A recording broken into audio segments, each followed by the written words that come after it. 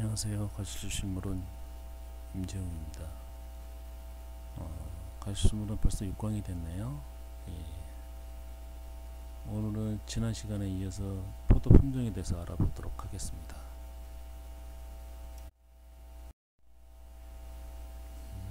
술이라는 것이 그렇죠. 그 술을 만드는 효모는 20억 년 전쯤에서 발생됐을 것으로 얘기를 했었고, 또 백악기 전후로 해서 속세식물, 그러니까 꽃을 가지고 열매를 맺는 식물들이 발생함으로써 꽃에 있는 꿀과 열매에 있는 과일들이 효모하고 만나서 어떤 술이 자연적으로 발생이 됐을 것이다. 이걸 여러 생물들이 이용을 했을 것이다 라는 얘기를 했었어요. 그 중에 인간도 포함이 된다고 얘기를 했었죠. 그 긴 세월 동안 인류의 조상들은 그러한 것들을 이용을 했었을 것입니다. 그러한 것들이 이제 채집 생활을 하면서도 채집을 통해서 양조를 했겠죠. 어느 순간부터는 채집을 통해서 양조를 했을 거예요. 과실류나 아니면 벌꿀이나 이런 걸 가지고 양조를 했을 거예요. 근데 이제 채집 생활을 했을 때는 이동하면서 살았기 때문에 어떤 흔적을 찾기는 어려워요.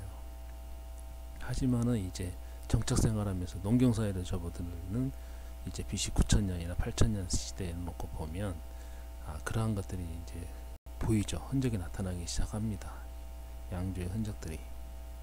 그때는 이제 본격적인 양조가 시작된 걸로 우리는 알 수가 있습니다.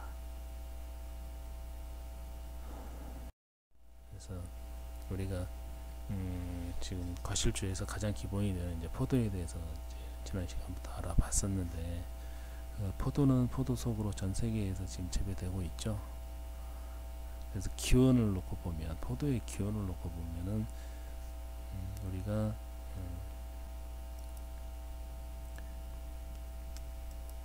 지중해 연안하고 이 지중해 연안하고 카스피의 홍해 요 지역을 포도의 기원으로 보고 있습니다. 그 예상은 BC 8000년경부터 재배된 것으로 추정을 하고 있어요. 실제적으로 여기 그 요르단 이스라엘 쪽에 있는 요리고 지방에서는 밀농사는 BC 9000년부터 시작이 됐다고 해요. 예, 추정을 하고 있습니다. 그러니까 당연히 그 당시에 포도 농사도 같이 시작이 되지 않았을까 싶어요. 그래서 여기서 하는데 포도는 그 기원은 그렇게 되는 걸로 우리가 얘기가 되고 있고, 크게 이제 포도를 분류를 할 때 유럽 원생종, 미국 원생종, 카리브 원생종, 아시아 원생종으로 분류한다고 지난 시간에 얘기를 했었습니다. 그래서 의미 있는 것은 이제 유럽 원생종인데, 양조용, 생식용, 그리고 건포 대부분의 이제 가공용으로도 대부분의 유럽 원생종이 차지를 하고 있고, 이들 또한 그 카스피해나 흑해 남부 터키 동부 요 지역이 원생지로 출현을 하고 있다고 얘기를 했었습니다. 요르단, 예전에 요르단, 지금은 이제 이스라엘인 여리고에서 5000년 된 종자가 발견된 것도 있다고 그랬었어요. 이쪽이 기원이다 보니까 고온 건조한 것에서 잘 자라겠죠. 유럽 원생종은. 그리고 알칼리 토양에 적합하고, 하지만은 이제 내병성과 내한성은 굉장히 약합니다. 그래서 한국 같은 곳에서는 재배하기가 굉장히 어렵겠죠. 그래서 여기에서 기원됐던 포도 원생종들이, 유럽 원생종들은 이제 이집트를 통하고 그리스를 통하고 해서 이제 로마로 전달이 돼서 로마의 유럽 정벌을 통해서 이제 양조 기술하고 함께 전달이 된다는 얘기를 했습니다. 그래서 중국의 용안이나 일본의 갑치품종도 유럽 원생종의 하나로 추정이 된다고 말씀을 드렸었어요. 그래서 유럽 원생종은 크게 또 두 가지로 분류할 수가 있다고 했었습니다. 비티스 비니페라 실베스트리스 아종, 비티스 비니페라 사티바 아종인데, 의미 있는 것은 이제 비니페라 사티바 아종입니다. 이런 것들은 처음부터 그렇게 분류가 되는 게 아니라 긴 세계 동안 거의 만여 년의 역사가 있죠. 그 동안에 또 다른 계속 분화가 되고 또 변종이 생기고 하면서 얘기가 된 것들이 있죠. 그 이후로 놓고 근 시대에 와서 놓고 봤을 때 다시 분류를 하는 겁니다. 그래서 비니페라 사티바 아종을 놓고 보면 이제 동방군, 흑해군, 서양군으로 나눠볼 수가 있습니다. 동방군은 이제 중앙아시아, 아프리카니스탄, 이란. 원래 포도가 기원된 거에서부터 계속 많은 시간이 흐르면서 그 이 지역에서 계속해서 자란 것들이라고 보면 되겠죠. 그래서 무역품종입니다. 그래서 육종소재로 많이 이용을 하고 있다고 얘기했고, 갑주가 이에 속한다고 얘기를 했었습니다. 그래서 흑해군, 흑해연하고 연안하고 발칸반도 쪽에서 기원된 걸로 볼 수가 있습니다. 이들은 이제 줄기가 지지 기능이 약해서 이렇게 그 입 뒤에 이렇게 입이 뻗어나갈 수 있도록 하는데 포복성 털이 많이 있다고 얘기를 했었습니다. 내한성은 강하지만 내건성은 약하다라고 했었어요. 흑해연 아니고 그래서요. 그래서 양조용으로는 적합하지만 육종 재료로 많이 사용을 하고 있다. 그래서 유명한 것은 사페라비는 아직도 조지아에 가면 명품 와인으로서 우리가 볼 수가 있습니다. 유명한 품종이죠. 조지아 가면. 그래서 이제 지금으로서는 가장 의미 있는 것은 서양군 옥시덴탈리스입니다. 주로 양조용 생식용 모두에 적합하고 대부분의 포도 품종에 큰 부리를 차지를 하고 있죠. 피노누아나 까베르네 소비뇽 등이 여기에 속하고 있다는 것을 했었습니다. 이제 미국 원생종의 특징은 이제 아주 안 좋은 불량한 환경에 적응 능력이 뛰어나다 것을 얘기를 했었고, 그러다 보니까 얘들은 또 뇌병충성이나 내한성에서 뛰어나요. 그래서 육종용으로 많이 사용을 한다 얘기를 했었습니다. 주로 이제 가공용으로 많이 이용이 되고 있고, 아시아권에서는 생식용으로 많이 이용이 되고 있습니다. 그래서 우리나라의 캔베라얼리가 대표 품종이라는 얘기를 했었어요. 이제 아시아 원생종은 우리가 조금 더 깊게 좀 들여다볼 필요가 있다고 얘기를 했었죠. 실제적으로 과일의 당도나 수확량이 적어서 품질은 많이 떨어지는 편입니다. 그러다 보니까 양조용으로서의 부족한 부분이 많이 있었는데, 이게 이제 다른 육종을 통해서 한다면 이 아시아 원생종 자체는 내한성이라든지 내병충성이나 이런 부분이 강하고, 또 이게 모루종이잖아요. 모루종이다 보니까 과피의 여러가지 폴리페놀 함량도 굉장히 좋습니다. 그래서 이런 부분들이 아시아 원생종을 바탕으로 한 좋은 품종 육종이 된다면 양조적으로 아주 경쟁력 있는 품종을 우리가 얻을 수 있을 것으로 예상한다고 얘기를 했었어요.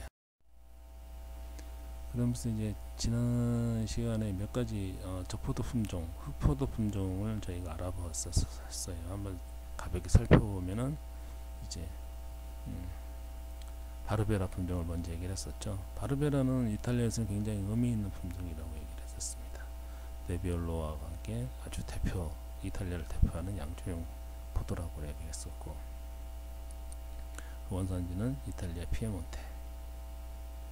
탄닌이 적고 산도가 높아서 아주 신선한 맛을 가지고 있는 미디엄 질감의 와인이라고 얘기했었습니다. 여러분이 잘 아시는 피에몬테 아스티 몬테라토 알바 마을의 와인이 유명하다고 얘기를 했었어요.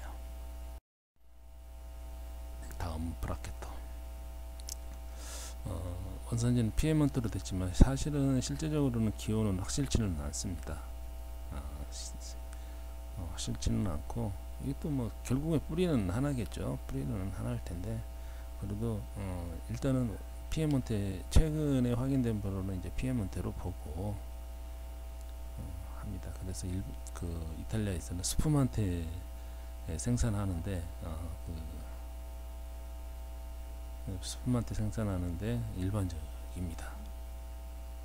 그래서 아주 부드럽고 미세한 크림 같은 거품이 아주 멋지게 나오죠.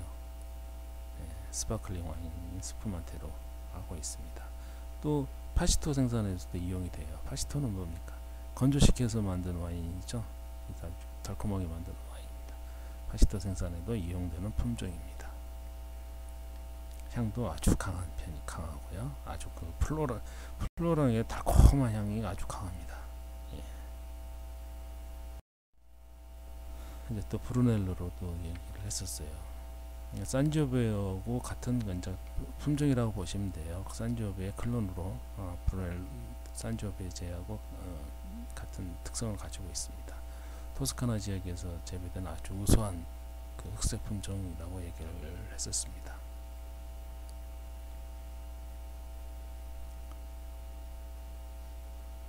여러분들 잘 아시는 토스카나 그 브루네로 디 몬탈치노의 와인을 만드는 품종이죠. 예. 까베르네 프랑도 얘기를 했었죠. 까베르네 프랑은 메를로나 까베르네 소비뇽의 그 윗대의 품종입니다. 그 윗대 품종. 그래서 이제 보르도에서 일반적인 레드 와인 블렌딩에서 가장 많이 사용되는 품종이기도 한다고 얘기를 했었어요. 파트너들로 보면 주로 이제 까베르네 소비뇽이나 메를로가 같이 될 때도 있고 각자 이렇게 같이 할 때도 있고, 하지만 까베르네 프랑은 항상 거의 다 포함이 돼서 그들의 그 균형을 맞추는 역할을 한다고 얘기를 했었습니다. 그래서 지금은 이제 보르도에서 대부분이 재배가 되지만 실제적으로는 스페인 바스크가 원산지라고 하는 주장도 있었습니다. 그래서 아주 상큼한 맛을 가지고 까베르네 소비뇽보다는 색깔은 옅고 또 탄닌 함량도 적다고 얘기를 했었어요. 그래서 그 까베르네 소비뇽의 그런 거친 맛을 조금 순화시킬 수 있는 품종이라고 얘기했습니다. 여러분들이 아는 전세계 와인 애호가들이라면 꿈의 와인들, 샤또 오브리옹이나 샤또 페트리스, 샤또 라피드, 로칠드 이런 것들이 다 여기 까베르네 프랑이 다 들어가는 거죠. 네, 까베르네 프랑이 다 들어갑니다. 브랜딩 할 때 샤또 오브리옹 같은 경우는 까베르네 프랑이 제일 많이 들어갑니다.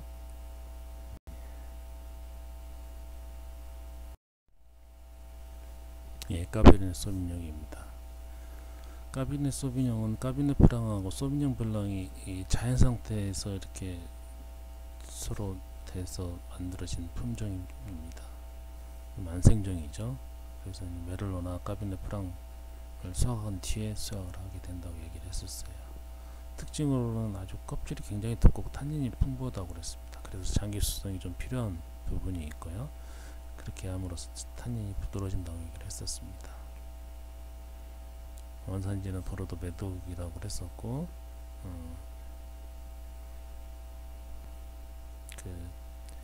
아주 그 색상은 진한 감목성을 띠고 미디엄에서 풀바디 와인으로 가능하다는 얘기를 했었습니다.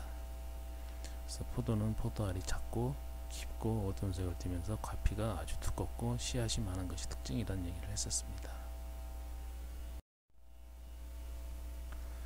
그래서 우리가 잘 아는 그 샤또 마고나 샤또 라투르에는 뿐이 아니고 앞에서도 그 까베르네 프랑 얘기했을 때도 말씀드렸던 그런 아주 환상의 와인들에서 다 까베르네 소비뇽은 다 사용이 되고 있죠. 예. 까베르네 소비뇽은 기본적으로 다 사용하고 있습니다.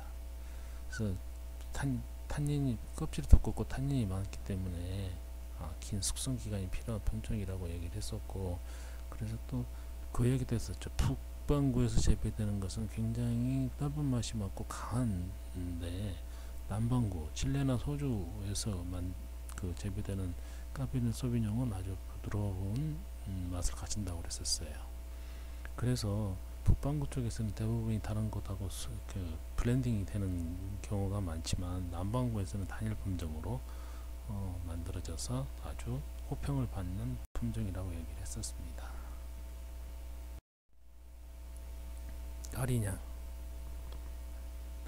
까리냥은 스페인이 원산지지만 지금은 이제 프랑스에 더 많이 재배되고 있는 품종이라고 그랬었습니다. 주로 이제 언덕에서 재배돼서 아주 품질이 좋은 품종이라고 그랬었습니다. 프랑스 유명한 프랑스 프로방스나 론, 랑구독에서 많이 재배되고 있는 품종이라고 그랬습니다. 스페인에서는 리오아 와인의 색을 내는데 블렌딩 되는 품종이라고도 얘기를 했고요. 아주 진한 보랏빛으로 탄닌이 풍부하고 과일향이 아주 풍부한 와인이라고 얘기를 했었습니다. 자, 까르메네르 또 얘기를 했었죠. 까르메네르는 지금 칠레의 대표 품종으로 돼 있죠. 특성은 메를로하고 비슷한 특성을 가지고 있다고 그랬었습니다. 탄닌은 아주 풍부하지만 산도는 아주 낮은 편이고 특성이 비슷하다 보니까 칠레에서는 처음에는 메를로 품종으로 알고 있었죠. 지금은 이제 까르메네르로 이제 확인이 돼서 그렇게 이름이 붙여지고 있습니다.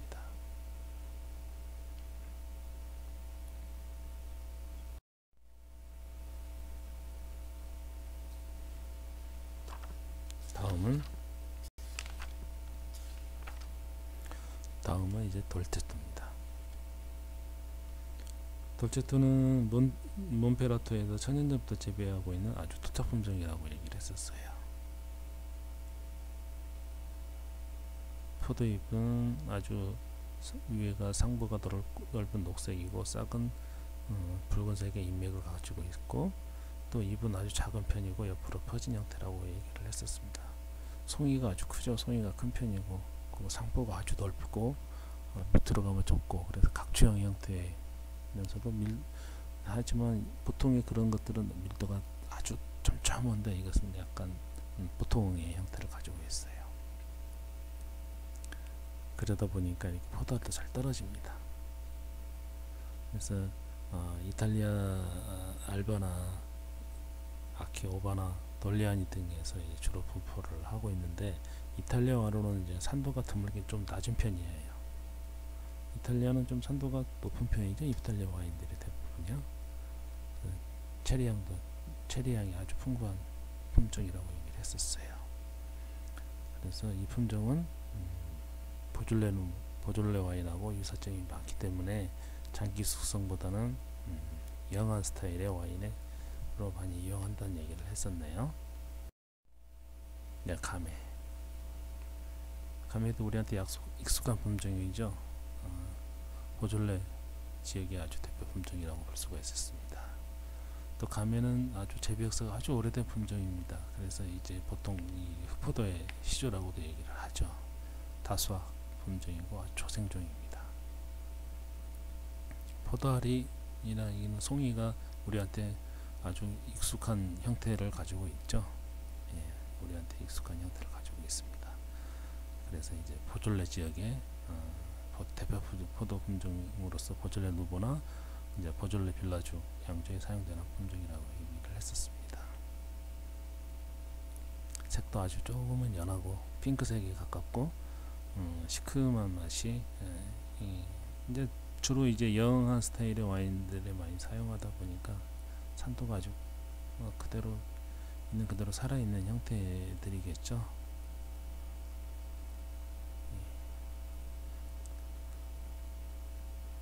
우리한테 보졸레 누보로 아주 친숙하게 되어 있는 품종입니다. 이제 그라나슈 품종입니다. 그라나슈는 스페인에서 프랑스에 전파됐습니다. 그래서 지금은 이제 프랑스의 론하고 남부 프랑스 지역에서 널리 재배되고 있는데 그라나슈 특징은 아주 나무 자체가 아주 힘이 좋습니다. 그래서 가뭄에도 잘 견디고 그래서 지중해 연안의 그런 포도 재배 지역에서 좀 많이 재배되고 있는 품종 중에 하나예요. 그래서 건조하고 자갈이 많고 주로 언덕 이런 데서 재배되고 있는 품종입니다. 맛의 특성은 아주 맛이 부드럽고 당도가 높아서 알코올 함량이 아주 높다고 그랬습니다. 대신 이제 탄닌은 풍부하지 못합니다.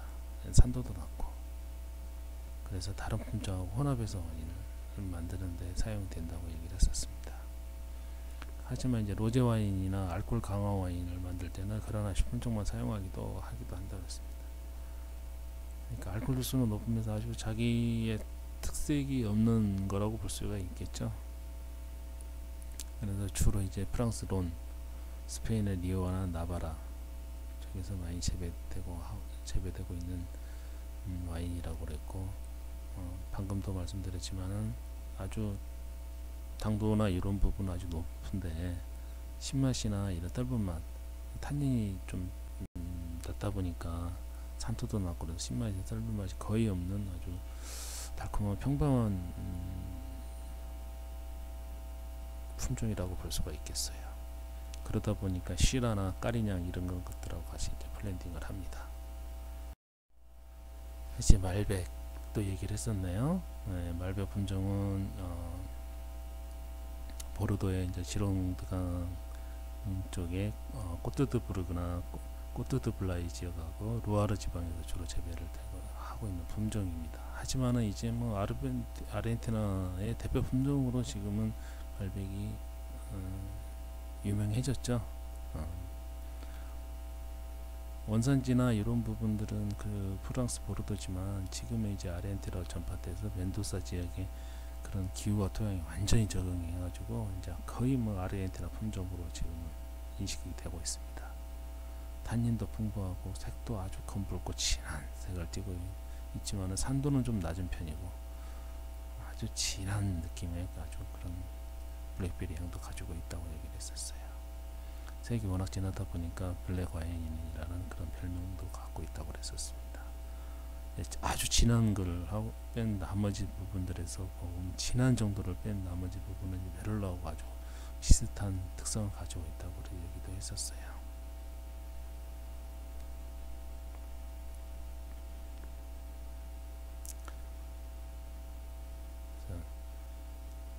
그 아르헨티나에서는 단일 품종으로 이렇게 와인으로 양조가 되지만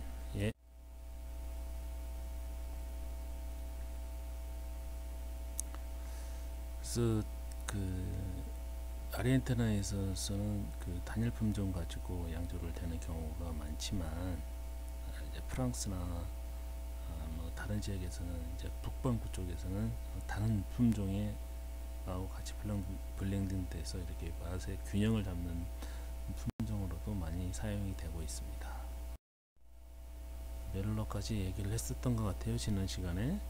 메를로도 아주 뭐 양주에서는 뺄 수 없는 중요한 품종이죠. 보통 이제 메를로 노아라고도 부르는데 보르도 포도밭의 60%로 재배되는 대표 품종입니다.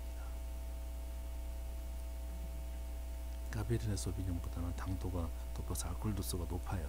이게 포도송이도 크고 포도알도 크고 또 부드럽고 또 맛에 그 풍성한 느낌을 주고 탄닌도 어느 정도 강하고 그렇지만 소비뇽보다는 조금은 좀 섬세하고 해서 까베르네 소비뇽하고 이렇게 블렌딩돼서 아주 좋은 균형 잡힌 맛을 내는 품종입니다. 그래서 까베르네 소비뇽하고 메를로, 까베르네 프랑 이런 것들을 같이 잘 블렌딩해서 좋은 와인이 만들어지고 있는 거죠. 또 메를로만 가지고도 뭐 와인을 많이 만들고 있습니다. 원산지는 프랑스 보르도. 이제 프랑스 쪽에서는 이제 포무몰, 생떼밀리옹, 프랑사, 남부의 랑고도르 시옹, 그리고 이제 이탈리아의 베네토, 움브리아, 캘리포니아 나파밸리, 소모나 카운티, 칠레, 스페인, 호주, 동유럽 와인이 나오는 지역의 대부분에서는 재배를 하고 있는 품종입니다. 탄닌이 적당한 탄닌이다 보니까 아주 부드럽다고 얘기를 했었죠. 조금은 부드럽고 이게 탄닌이 지금 여기서 탄닌이 적다는 것은 카베르네 소비뇽에 비해서 그렇다는 얘기입니다. 그래서 미디엄에서 풀바디 와인까지 다 가능하고 수확 시기에 따라서 그런 부분들은 얼마든지 양조를 하시는 분들이 조정을 할 수가 있는 부분들이에요. 과실량도 아주 풍부하고 다른 여러 가지 허브향도 느껴지고 그래서 아주 우아한 맛을 가지고 있는 것입니다. 그래서 메를로를 아주 주로 사용하는 것 중에서 샤토 페트리스가 있죠.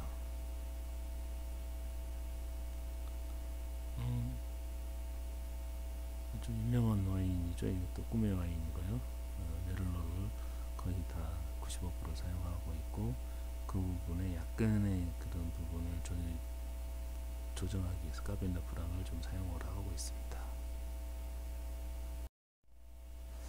이제부터는 이제 새로운 품종에 대해서 다시 얘기를 하도록 하겠습니다. 네비올로는 이탈리아 피에몬테 토착 품종입니다. 이탈리아 최고 클래식 흑포도종이죠. 바롤로와 바르바레스코 와인을 만드는 품종이기도 합니다. 이탈리아에서 네비올로를 빼고 얘기를 할 수는 없는 거겠죠. 그래서 포도 품종의 이름에 여기에 이제 보면은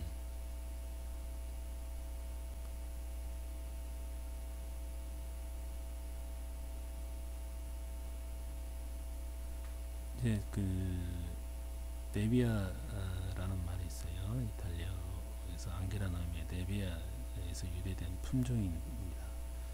그래서 이제 안개가 짙은 지역에서 자란 품종이기 때문에 그런 식으로 붙여진 것 같아요. 그래서 껍질이 아주 두껍습니다. 그러다 보니 탄닌 또한 또 풍부하겠죠. 그래서 기온이 낮은 겨울 날씨에도 아주 잘 견디는 특성을 가지고 있습니다. 피에몬테 지역 자체가 그러잖아요. 예, 그래서 이탈리아 고급 품종 중에 대표 품종입니다. 그래서 이 지역은 뭐 저 알프스하고 가까운 지역이기 때문에 네빌로로 만든 아주 좋은 와인들이 많이 있죠. 포도송이는 이렇게 중간 크기입니다. 보시다시피 포도송이는 아주 중간 크기고, 포도송이는 아주 중간 크기죠. 중간 크기고 어느 정도 밀도는 있어요. 어느 정도 밀도는 가지고 있고, 포도알도 아주 중간 크기입니다. 아주 동글동글하지는 않고 살짝 타원을 쥐고 있고요. 이 껍질은 아주 두껍습니다. 약간 보라색을 띠고 있죠. 가죽도 풍부하고 산도도 아주 높습니다.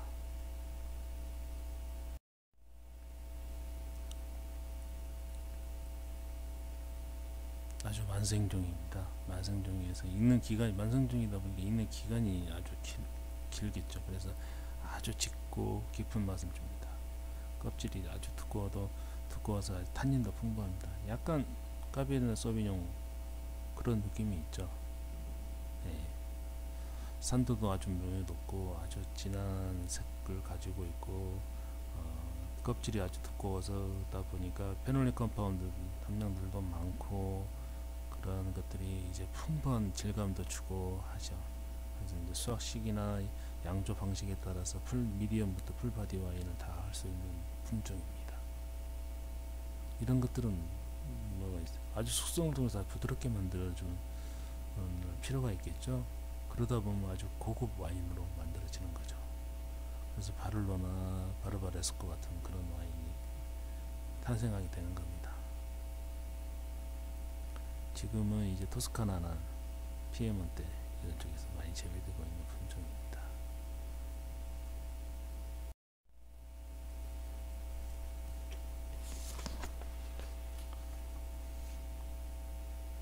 다음은 이제 네로다블라입니다. 이탈리아 시칠리아 최고 토착 품종입니다. 가장 오래된 토착 품종이고요. 네로다블라 품종은 보시면은 이제 잎은 중간 크기입니다. 주로 이렇게 완전히 갈라진 부분은 아니고 약간 동그란 형태죠. 그리고 네비올라 보면 아주 상부가 포도송이가 상부가 위에가 굉장히 높고, 어떻게 보면 이게 원뿔 같이 원추형의 형태를 가지고 있어요. 아주 딱 봐도 단단하죠. 단단하게 밀도가 짜임새 이게 딱 붙었습니다. 대부분 이 밀도가 아주 뭐 중간 정도 이상 돼 있으면 자기들끼리 하다 보니까 뭐 동그란 원을 유지하기는 힘들죠. 그래서 약간의 타원형을 가지고 있습니다.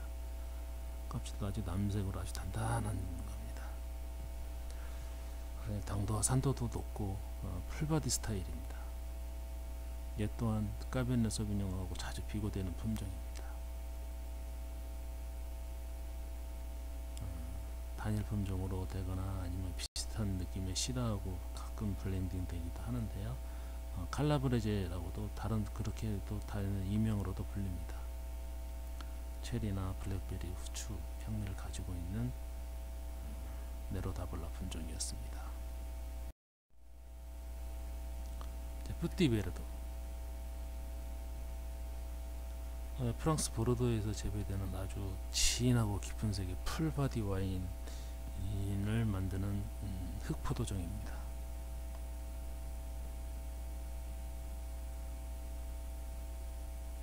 얘는 뿌띠베르도는 와인에서 이렇게 좀 스파이시하고 약간 턱 쏘는 듯한 그런 느낌의 뭐 후추 그런 느낌을 아주 많이 갖고 있는 품종이에요. 얘는 다른 뭐 플로라라거나 아니면 과실이라거나 이런 느낌보다는 그런 쪽에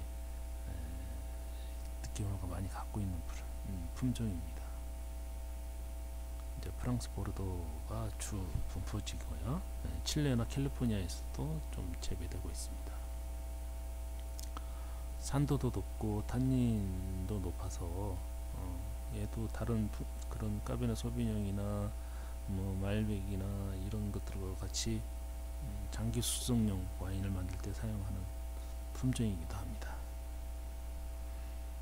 장기 숙성이 가능하고 숙성을 통해서 좋은 맛이 만들어진다는 것은 이제 고급 와인을 만들 수 있다는 거잖아요. 그래서 이제 고급 와인을 만들려고 하는 쪽에서 관심이 많이 가지고 있는 품종 중에 하나예요. 또 스파이시한 그런 느낌이 있어서 특색이 있잖아요. 그래서 이제 단일 품종보다는 다른 품종에서 비어있는 부분을 보완하는 블렌딩용으로 주로 사용을 하고 있습니다. 피노누아 피노누아는 부르고뉴의 대표 품종이죠. 로마네 꽁티. 그래서 부르고뉴 지방의 대표 품종으로서 이제 얘가 품종이 좀 예민하다 보니까 많은 지역에서 재배를 하지는 못합니다. 그래서 피노누아 품종으로 재배가 돼서 와인으로 만들어진 것들은 양조적으로 해서 어느 정도 뭐 자신감이라든지 이런 부분들이 밑바닥에 깔려 있죠. 밑바닥에 깔려 있습니다. 그래서 그런 실패할 가능성은 아주 실패할 가능성은 크게는 없어요. 그래서 포도알도 작고 그렇습니다. 그래서 이런 것들이 생긴 것이 보면 송이도 작잖아요. 송이도 작고 그래서 꼭 솔방울 같이 생겼다고 그래가지고 솔방울에 그런 그 피누라는 솔방울에 피누 의미를 가지고 있는 피누와 솔방울과 비슷하다고 그래서 이제 피노누아라고 붙여진 거예요. 얘도 또한 뭐 이렇게 생겼지만은 포도 껍질이 아주 좀 두꺼운 편입니다. 그래서 탄닌이 아주 많지는 않지만 아주 적당하게 가지고 있어요. 적당히 가지고 있습니다. 그래서 아주 부드러운 느낌을 줍니다. 센 느낌이 아니고 아주 부드러운 느낌을 줍니다. 그래서 조금만 오크통에다 수정시켜도 여러가지 향미를 낼 수가 있어요. 여러가지 향으로 낼 수도 있고 여러가지 향으로 변화를 합니다.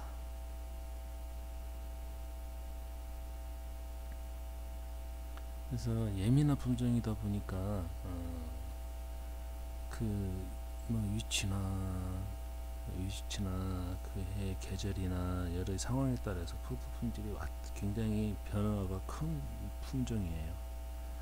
또 얘는 또 피노누아는 주로 이제 단일 품종 가지고 와인을 양조를 하기 때문에 그러다 보니까 이제 뭐 포도 바신에 따라서 그 해에 따라서 차이가 크죠. 그래서 이제 그 브로그뉴 와인, 피노누아를 가지고 만든 브로그뉴 와인들을 보면 이제 메이커를 잘 봐야 합니다. 메이커를 잘 보고 확인하는 것이 아주 중요합니다.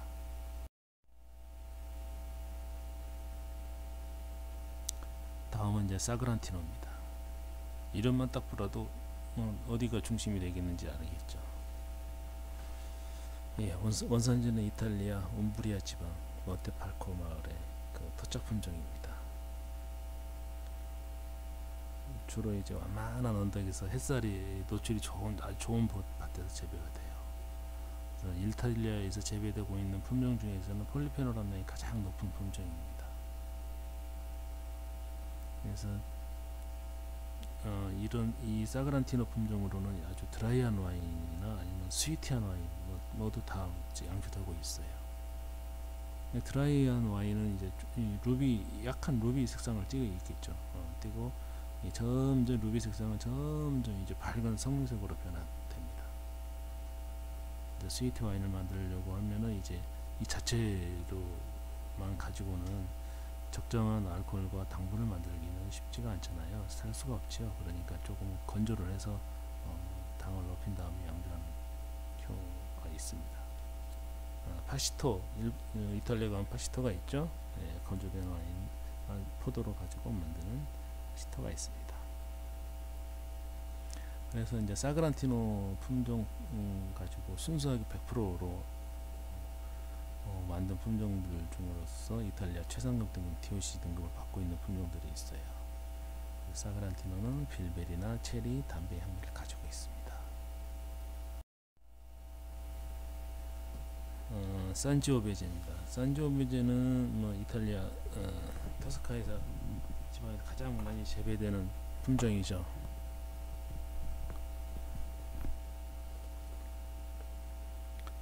탄닌은 아주 아주 적당한 편에 들어가 있습니다. 산도는 어느 정도 있고 그러다 보니까 아주 질감 자체가 와인의 질감 자체가 아주 부드럽습니다. 그러면서도 그런 그 과일향의 아로마가 아주 풍부한 품종이죠. 산지오베제 아주 유명한 품종입니다. 토스카나에서 생산되는 키안티 와인으로 널리 알려져 있죠. 토스카나 이탈리아 와인에서 빼놓고 뺄 수 없는 아주 중요한 곳이잖아요. 이탈리아 북쪽이 아닌 중서부 지역에서 중부지방이 원산지로 보고 있습니다. 그래서 이제 주 분포로는 이제 이탈리아 토스카나, 로마냐, 움브리아, 라치오, 캘리포니아 등을 볼 수 있고요. 얘도 늦게 익는 특성을 가지고 있어요. 그래서 수확 시기가 늦다 보니까 어떻게 아주 모든 것들이 다 진하겠죠. 다 진합니다. 진하지만 탄닌은 그렇게 많지 않다. 어떻게 보면 약간 메를로와 비슷한 느낌을 가지고 있는 품종입니다. 그래서 과일향과 아주 풍부한 과일향하고 적당한 산도, 살짝 높은 듯한 산도, 아주 적당한 탄닌 성분 가지고 있습니다. 색상은 검붉은 편이겠죠. 거의 쉽게 수확하는 만생종의 형태를 가지고 있기 때문에 이제 메를로 같은 경우는 조금 더 빨리 수확을 하지만 얘는 이제 그 차이는 조금 있습니다. 맛의 특성에 대한 부분은 비슷하지만 수확이나 이런 부분은 좀 차이가 있죠. 그래서 얘도 이제 수확 시기나 그런 것에 따라서 색을 조금은 조절을 할 수 있겠죠. 우리가 그 안토시아닌의 함량의 변화, 포도의 숙성 일수에 따라서 뭐 하루 차이만 되더라도 많이 차이가 있다는 것을 우리가 얘기를 했었어요. 성분을 가지고 포도 성분을 가지고 얘기를 했었을 때 당분의 양의 상황이나 그 안토시아닌의 양이나 또 그 껍질에 있는 과피에 있는 폴리페놀의 함량이라든지 이런 부분들이 수확 시기를 조절함으로써 나한테 맞는 그런 양조 스타일을 낼 수 있다고 얘기를 했었습니다.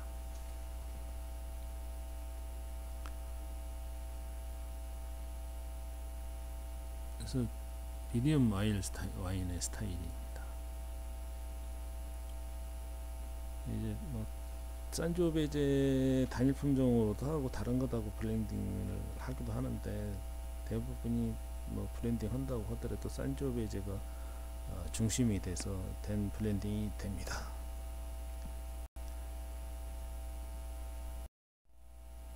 이제 시라입니다.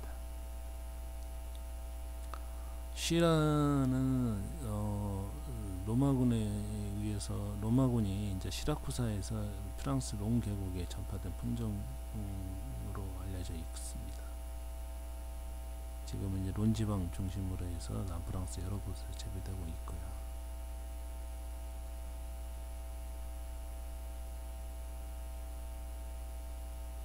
근데 시라 하면 생각나는 곳이 어디입니까? 지금은 이제 프랑스도 재배가, 프랑스 론 쪽에서 재배도 하지만 이제 호주를 대표하는 품종이 거의 돼버렸어요. 네.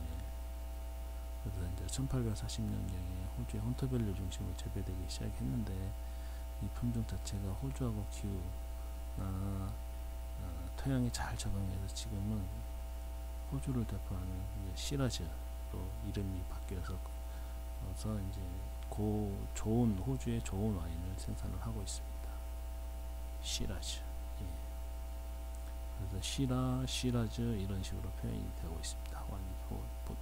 와인 레이블 보면요, 시라 품종의 특징을 보면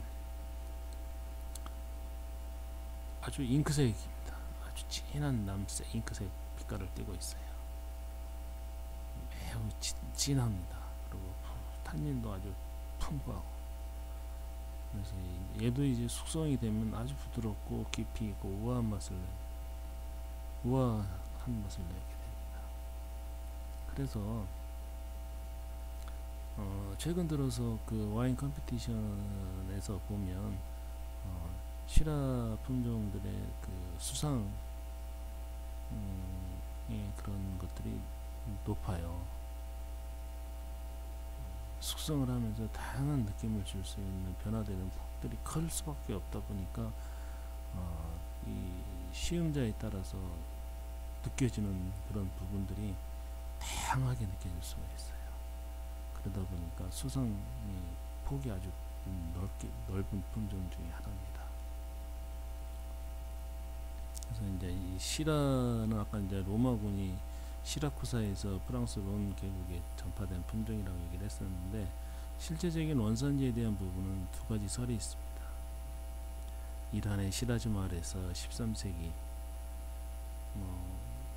저기가 되겠죠. 십자군이나 이런 때겠죠.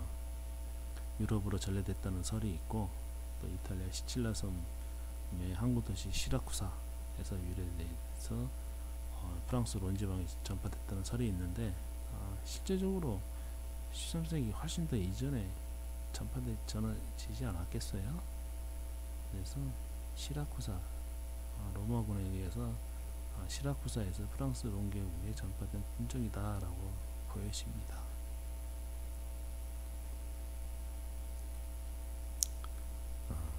지금은 이제 프랑스 론에서도, 론 지방에서도 하지만 지금 이제 호주의 아주 대표 품종이 되어 있습니다. 그래서 색은 아주 진하고 탄닌도 풍부하고 검은 딸기를 같은 아주 검은 딸기류 같은 그런 느낌을 주죠. 나무 딸기류 같은 느낌을 줘요. 그래서 그런 스파이시한 향도 좀 있고, 여러 가지 성분들이 있다 보니까 날씨나 재배 환경에 따라서 그 안에서 도드라질 수 있는 성분들이 다양합니다. 그러니까 많은 성분들을 가지고 있는 거죠. 그래서 상황에 따라서 그 안에서 튀는 성분들이 다르다 보니까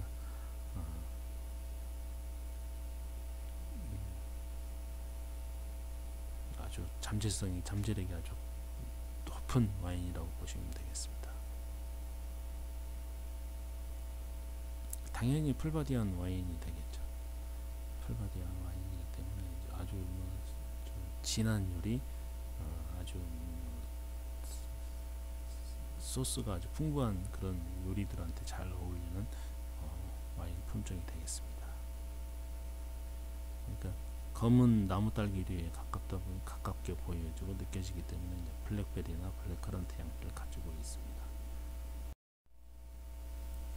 템프라니오.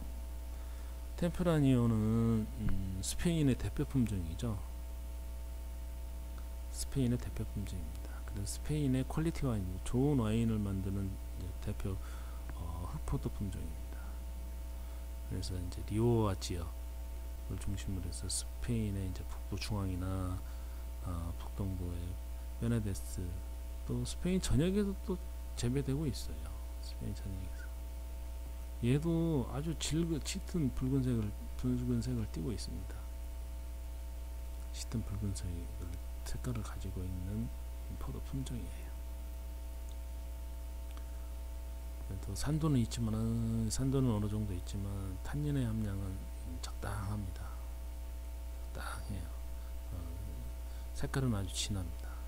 색깔은 진하고 과일향이 또 풍부하죠. 과일향이 아주 풍부합니다. 그래서 아주 부드러운 와인입니다. 부드러운 와인이요. 메를로나 이런 것들하고 비슷한 특징을 가지고 있죠. 얘도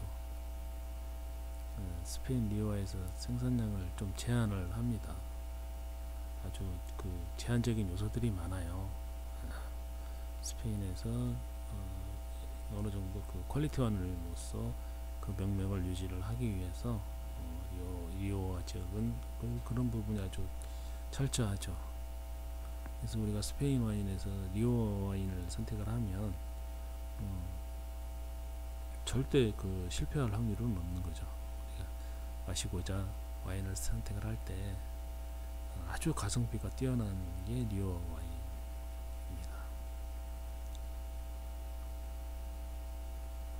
근데 프랑스에서 리오아로 유입된 것으로 전해지고 있어요. 프랑스 전역에서 재배되고 있고, 이제 포르투갈 도우르하고 아르헨티나 멘도사에서도 재배를 하고 있습니다. 이제 조생종 형태로 빨리 익습니다. 빨리 익고 여러 가지 얘도 그 향의 잠재력을 많이 가지고 있어요. 그래서 수확식이나 양조 방식에 따라서 미디엄에서 풀바디 와인 다 가능합니다. 특히 이제 포르투갈 도우르에서는 이제 포트 와인을 그 블렌딩에 사용을 하고 있습니다. 포트 와인, 여러분 잘 아시는 포트 와인의 블렌딩용으로 사용을 하고 있어요. 스페인의 대표 품종. 다음은 진판데르입니다. 진판데르는 캘리포니아에 재배되는 대표 품종이죠. 지금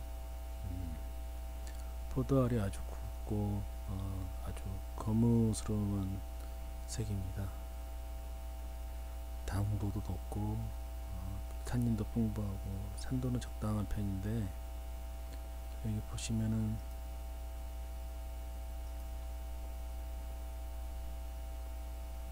이 익는 정도가 아주 일정치가 않습니다. 그래서 기부병이 약한 면이 좀 있어요.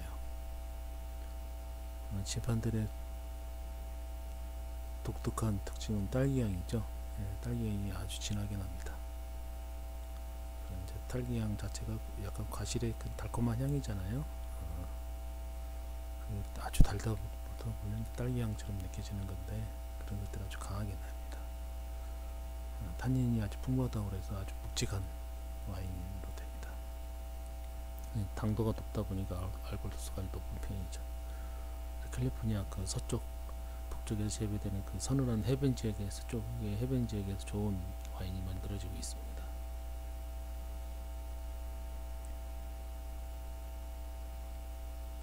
주로 단일 품종으로 양조되죠. 진판들 미국에서 많이 볼 수 있는 품종입니다. 이제 청포도에 대한 것을 살펴보도록 하겠습니다.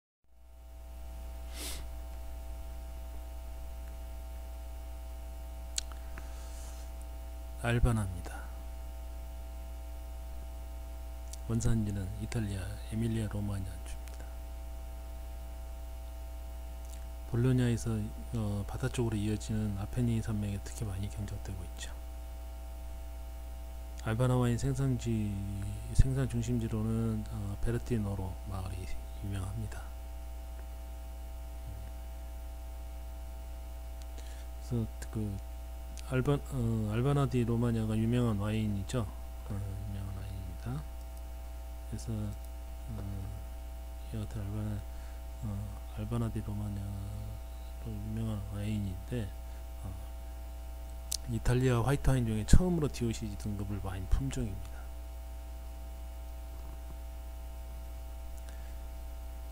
그래서 로마냐의 아주 중요한 품종 중에 하나예요. 그래서 이제 보통 화이트 와인의 그 형태를 놓고 보면 이제 특히 이제 이탈리아 모든 나라들이 다 그러지만 이탈리아 같은 경우도 이렇게 구분을 합니다. 세코, 아마빌레, 돌체, 파시토 이렇게 구분을 합니다. 앞에서도 계속 얘기가 됐었죠. 네. 세코는 드라이한 와인을 말하는 거고, 아마빌레는 세미 스위트, 돌체는 스위트, 파시토는 아까 포도를 말린 다음에 와인을 만든다고 그랬습니다. 아까 돌체도 얘기를 했었어요. 돌체토 할 때 돌체토의 돌체가 달달한 뜻인데 실제로는 돌체토 품종은 이름과 다르게 그렇게까지는 아니다는 얘기를 했었습니다.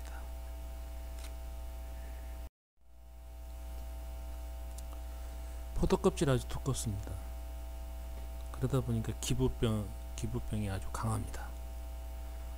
그래서 껍질이 두껍기 때문에 아주 진하죠. 진할 수밖에 없죠. 진한 색상이 나옵니다. 포도잎은 이거 보시다시피 세 갈래로 나눠져 있어요. 그리고 말려 들어가 있죠. 포도잎이 이게 특징이 되겠습니다. 알바나의 특징이. 포도송이는 아주 길죠. 그리고 이게 원추처럼 생겼습니다. 그리고 약간 노란 밑에 호박색이죠. 호박색의 큰 호박색입니다. 밀도가 어느 정도 있다 보니까 타원형이 되겠습니다. 과즙은 아주 답니다. 단데 그 향은 그렇게 강하지는 않습니다. 그래서 살구나 파인애플, 꿀 향미를 가지고 있습니다.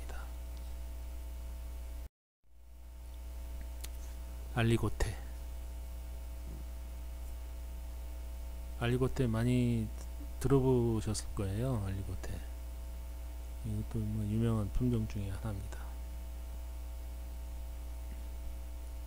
1900년대 후반에 굉장히 인기 있었던 품종 중에 하나이죠.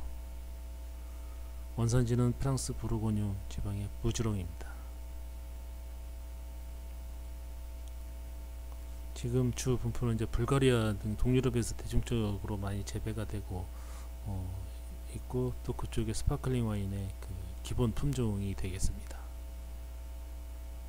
껍질이 아주 얇고 산이 높습니다. 그러다 보니 상큼한 느낌이 좀 더 있고요. 또 다니면 적당히 수확량도 많이 있고, 그래서 또 일찍 마실 수가 있어서 대체적으로 좋은 편, 높게 품질적으로 평가받지는 못하고 있습니다. 그래서 부르고뉴 알리고테 부스롱은 이 품종은 유일하게 그 AOC 등급의 와인이 되겠습니다.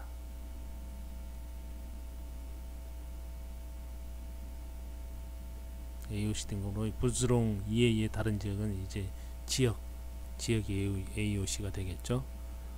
이건 마을 단위는 이제 우리 부스롱이고요. 부주롱 이외에는 이제 지역이 되겠습니다. 부르고뉴. 그래서 샤블리 지방에서는 생산량이 계속 늘고는 있습니다. 드라이 화이트 와인 만드는 데 생각이 되고 있고요. 감귤이나 복숭아 향미를 가지고 있습니다. 샤르도네입니다. 샤르도네는 프랑스에서 가장 잘 알려진 포도 품종이죠. 프랑스 부르고뉴 지방에서 그 고급 와인을 생산하는 데 대표적인 품종입니다. 또 상파뉴 지방에서는 스파클링 와인 만드는 데 아주 중요한 품종이죠. 상파뉴의 대부분의 그 스파클링 와인은 대부분이 다 샤르도네가 되겠습니다. 순이 일찍 나옵니다. 그러다 보니 봄에 냉해 피해를 입을 가능성이 아주 높은 품종이기도 하고요. 하지만은 이제 기후에 잘 적응해서 전 세계 어디든 다 재배가 되고 있습니다. 기후 적응력이 좋아요. 포도송이는 보시다시피 황금색을 띠고 있습니다.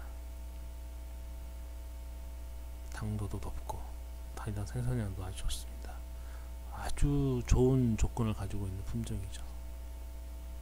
그러다 보니까는 많이 재배될 수밖에 없겠죠. 얘들은 약간 서늘한 지역에서 재배를 하면 산도가 높아집니다.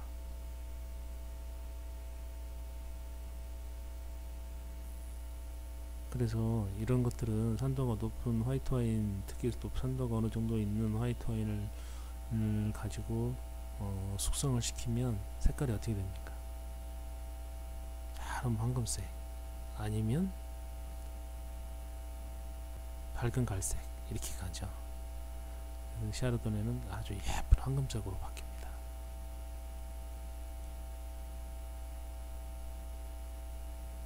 그래서 향미도 열대 과일향, 메론향, 감귤향 이런 것들이 보통 느껴지고, 이게 이제 그 오크통이나 이런 것들 숙성을 시키면 이러한 것들이 이제 아주 매력적인 향으로 바뀌는 거죠.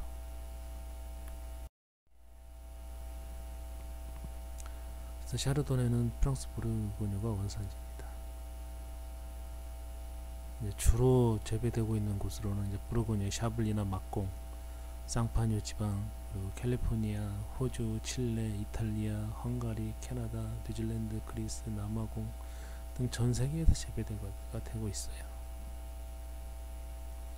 그래서 아까도 상파뉴 얘기했었죠. 상파뉴 지방에서는 샴페인 와인의 이 품종만을 사용하고 있습니다. 블랑 드 블랑의 이 품종만을 사용을 합니다.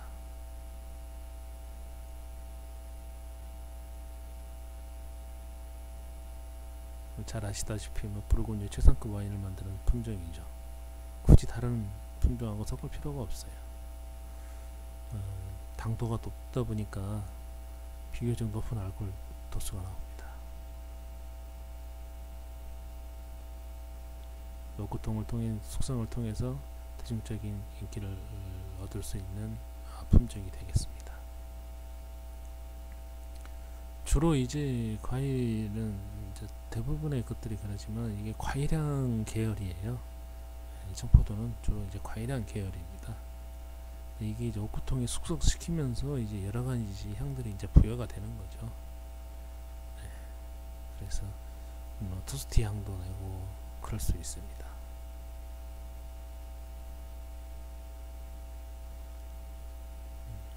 그래서 리슬링하고 더불어서 최상품의 품종으로 보겠습니다. 샤르도네는요. 그래서 와인 양조 방식에 따라서 또는 수확 시기에 따라서 스타일은 라이트에서 풀바디 와인까지 다 가능한 품종이 되겠습니다. 샤슬라 품종은 양조용으로도 사용하고 식용으로도 사용하고 두 가지 다 사용을 하고 있습니다. 그래서 샤슬라는 이제 동로마 제국, 지금의 터키죠. 터키였던 수도였던 콘스탄티노플, 지금의 이스탄불에서 널리 재배됐다고 해요. 그래서 1536년 프랑스와 1세 때 터키와 조약을 맺은 체결한 프랑스 대사가 이제 귀국하면서 사슬라를 가지고 갔다고 합니다. 그래서 퐁텐블루성하고 토무리에 시티한 것이 연유가 돼서 보통의 이제 궁정에서 쉽게 찾아볼 수 있게 되었다고 해요. 그래서 이 품종을 샤슬라를 로얄 바인이라고, 앙시르포도라고도 합니다. 공정에서 볼 수 있는 품종이기 때문에 그렇게 그렇게 얘기를 합니다. 원산지는 이집트나 프랑스 망콩 지방이라고 하는데 이집트가 맞겠죠. 그래서 지금의 주로 재배되는 곳은 프랑스 알자스, 루아르, 사부아 지방하고 스위스, 독일 등입니다. 그래서 이제 알자스나 루아르, 사부아에서 재배되는 것들은 이제 양조용으로 사용하지만 프랑스는 이런 데서는 주로 식용으로 사용을 하고 있습니다. 이제 스위스는 스위스 대표 품종이죠. 네, 대표 품종입니다. 스위스 와인의 30%를 차지합니다. 샤슬라가요. 스위스를 가시면 샤슬라 화이트 와인을 찾아서 한번 마셔보는 것도 의미가 있겠습니다. 향미는 아주 그린 사과, 감귤류, 복숭아 향미를 가지고 있습니다.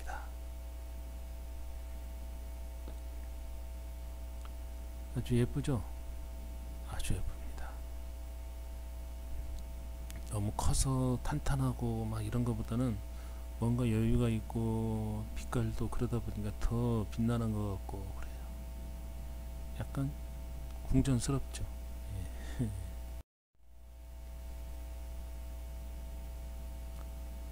다음입니다.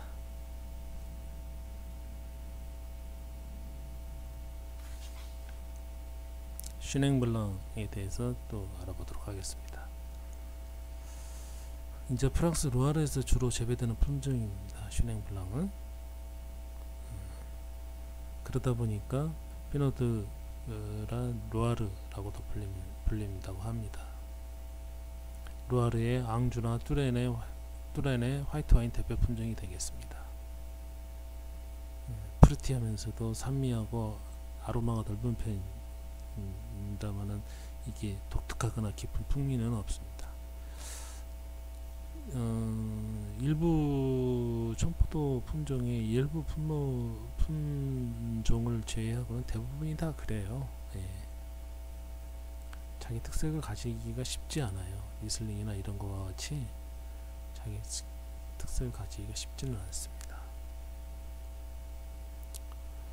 슈냉블랑도 수확량이 굉장히 많습니다. 과즙량도 많고 과피도 아주 얇습니다. 색상은 약간 녹색에 가까운 볏짚색이라고 할까요? 여기 살짝 녹색에 가까운 볏짚색입니다. 과방이나 열매도 중간 크기 정도는 돼요. 중간 크기 정도. 그래서 얘는 이제 조생종이기보다는 늦게 익는 성질이 있습니다. 그러다 보니까 향이나 이런 것이 조금은 다른 것보다 좀 깊이가 있겠죠. 그래서 아주 섬세한 깊은 달콤한 꿀향을 가지고 있습니다. 그래서 일반적인 예전 방식의 발포성 와인을 만들 때 쓰는 기초 품종이 되겠습니다. 슈냉블랑. 그래서 원산지는 루아르고 루아르에서도 많이 재배되는 대표 품종이긴 하지만 남아공에서는 특히 슈냉블랑을 많이 양조를 합니다.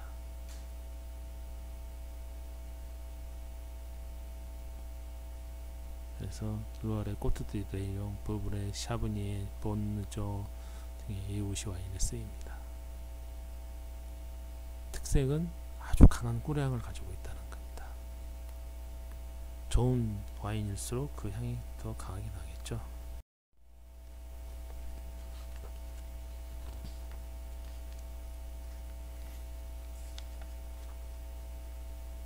꼬르테즈입니다. 꼬르테즈는 피에몬테 동남부나 그 롬바르디아 남서쪽에 높은 부들을 가지고 있어요.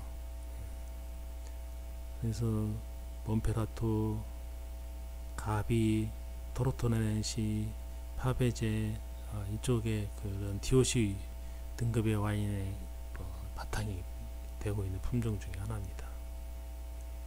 원산지는 이탈리아 피에몬테주입니다.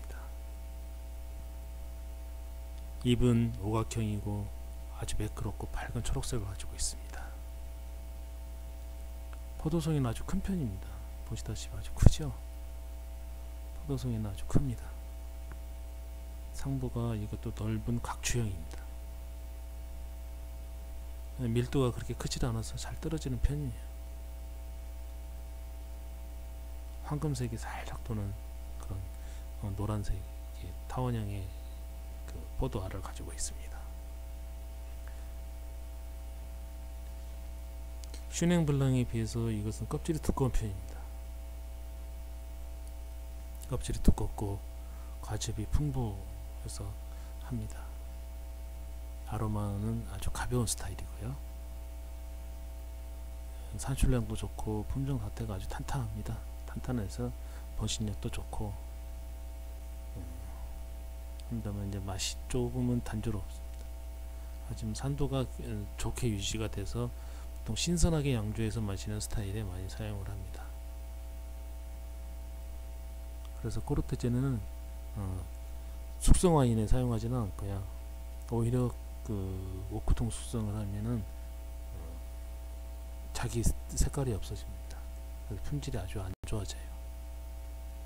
보통의 와인은 감귤 향미로 아주 단순한 향입니다. 단순한 향을 가지고 있는 품종이 되겠습니다.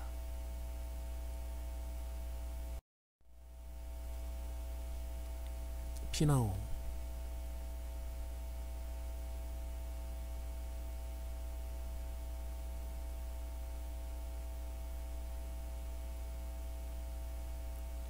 원산지는 이탈리아 캄파니아주입니다. 싹은 하얀색에 테두리는 연한 붉은색을 띠고 있습니다. 솜털이 나 있고 중간 크기의 잎으로 세 갈래로 나눠져 있습니다. 그리고 동그란 형태. 연사 안쪽에 솜털이 있습니다. 동그랗죠? 세 갈래로 나눠져 있고요. 이게 이제 깊으면 5갈래가 되겠죠. 포도송이는 아주 작은 편이면서도 원추형입니다. 밀도는 아주 낮은 편이죠. 중간도 아니고 아주 낮습니다. 설렁설렁설렁하죠. 껍질은 아주 단단합니다. 포도알은 보시면 노란색이면서 약간 붉은색도 가지고 있는 그런 호박색의 타원형입니다. 당함량이 딱 보실 때 당함량이 굉장히 높게 보이죠? 네, 높습니다. 답니다. 그래서 그런 생식으로 했을 때 과육의 느낌이 아주 좋아요. 그래서 맛의 균형이 좋아 세련되고 우아한 맛이 가지고 있습니다. 그래서 전반적으로 섬세하고 세련되고 부드럽고 한 특징을 가지고 있어요. 그래서 이탈리아 풀리아에서 블렌딩 품종으로 많이 사용을 합니다. 요즘 들어서 시칠리아 서부에서도 조금 재배 면적이 늘어나고 있는 품종 중에 하나고요. 얘도 뭐 꿀이라든지 야생화에서 느껴지는 그러한 향미가 느껴지는 품종이 되겠습니다. 프루민트입니다.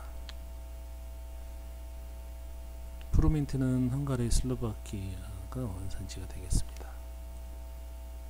주로 헝가리 대부분의 지역에서 재배가 됩니다.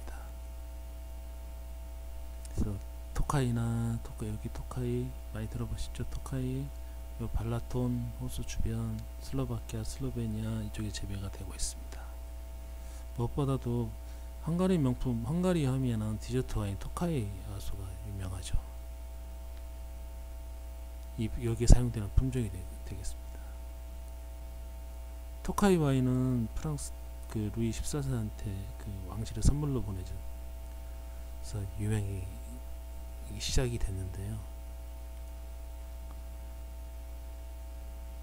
루이 15세가 그 이 포도주는 그 군왕의 포도주고 포도주의 군왕이라고 할 정도의 아주 품질이 뛰어난 와인입니다.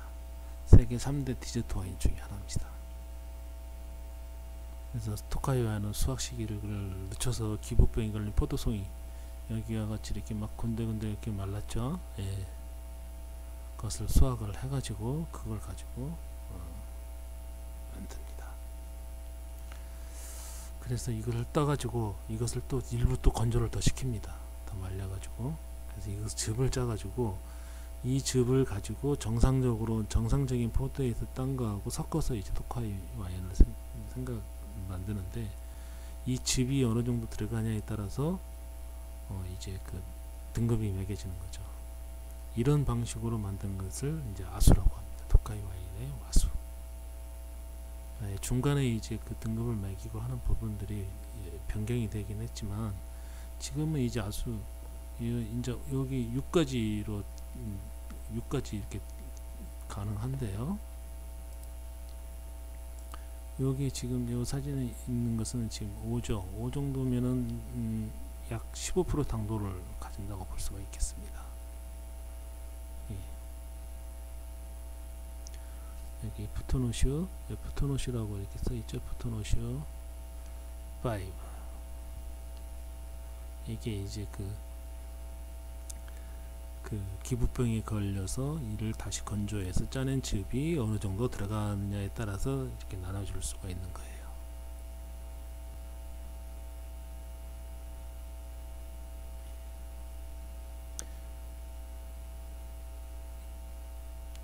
슬로베니아에서는 시폰, 오스트리아에서는 모슬러라고도 불립니다.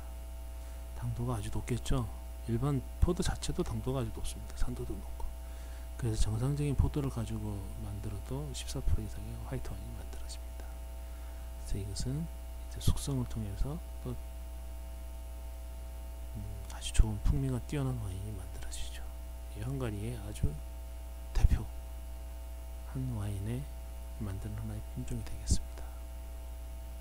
그래서 이것도 포도알이 익는 게 아주 천천히 익다 보니까 아주 깊은 맛을 낼 수 있는 요소를 가지고 있어요. 청포도지만 아주 깊은 맛을 낼 수 있는 요소를 가지고 있습니다. 청포도의 한계는 있겠죠. 하지만 그래서 레몬이나 단순한 그냥 과일향이나 꿀향에서 벗어나서 아주 상큼한 레몬, 라임, 시트러스 계통의 그런 향미를 가지고 있는 와인입니다. 오늘은 여기까지 하겠습니다. 다음 시간에 또 그 화이트 와인을 만드는 청포도 품종에 대해서, 다른 품종에 대해서 공부를 하도록 하겠습니다. 수고하셨습니다.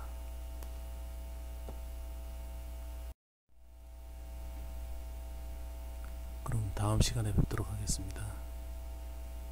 안녕히 계세요.